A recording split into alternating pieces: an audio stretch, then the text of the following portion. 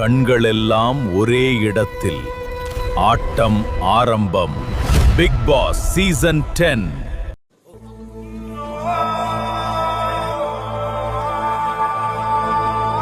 நண்பர்கள் அனைவருக்கும் வணக்கம். பிக் பாஸ் சீசன் 10 கூடிய சீக்கிரத்தில் ஆரம்பிக்க போறாங்க. செப்டம்பர் 6ல இருந்து ஸ்டார்ட் ஆக போகுது.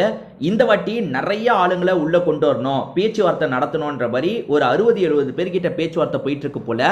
அதுல காத்தடி கிளப்பை சேர்ந்த ஜோசப்போட பேரும் அடிப்படுது.